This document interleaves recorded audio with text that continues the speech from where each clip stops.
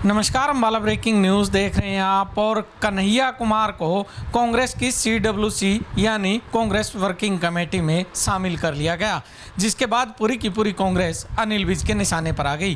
क्या कुछ कहा अनिल विज ने और किस तरह निशाना साधा अनिल विज ने कांग्रेस पर, सुनवाते हैं आपको।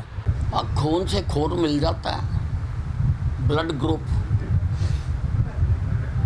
कन्हैया कुमार का जो टुकड़े टुकड़े होंगे के नारे लगाता था, और कांग्रेस का ब्लड ग्रुप है क्या? इन्होंने तो देश के टुकड़े करे। ये तो हत्यारी कांग्रेस है।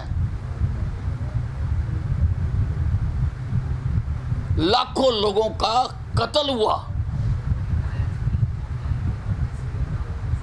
करोड़ों लोग बेघर हुए, महिलाओं की अस्मत के साथ खेला गया।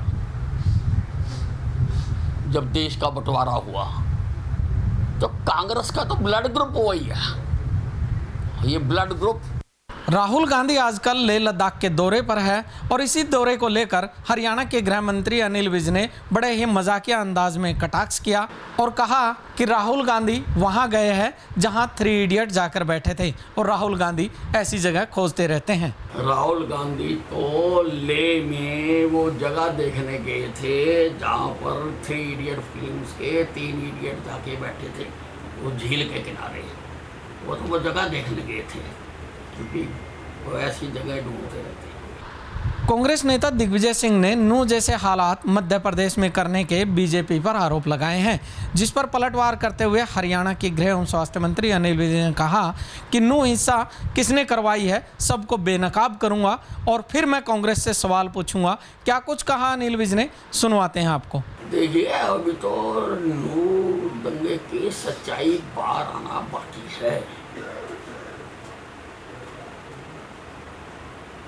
और इनकी मति भ्रष्ट हुई है।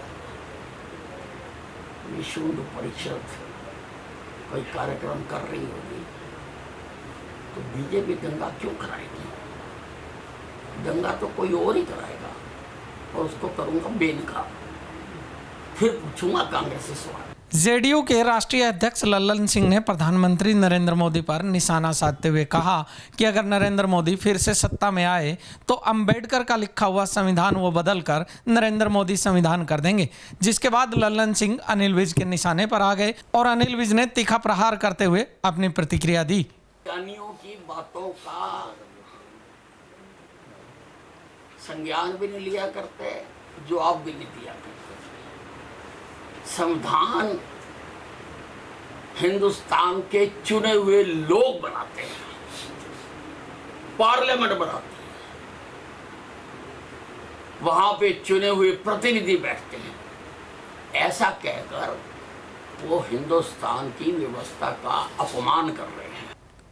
हरियाणा के पूर्व मुख्यमंत्री और कांग्रेस नेता भूपेंद्र सिंह हुड्डा ने एक जनसभा को संबोधित करते हुए कहा कि अगर उनकी सरकार आई तो वो 6,000 रुपये बुढ़ापा पेंशन, इसके साथ 500 रुपये में गैस सिलेंडर और 300 यूनिट बिजली फ्री देंगे।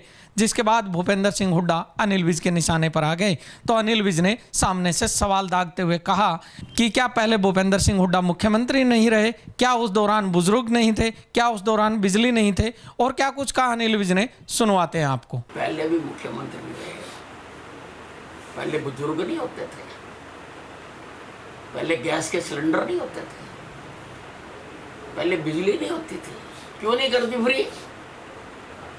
ये लोगों को गुमराह करने का कांग्रेस को इनकी पाठशाला में इनको पढ़ाया जाता है, सिखाया जाता है कि मूर्ख बनाओ और राज करो।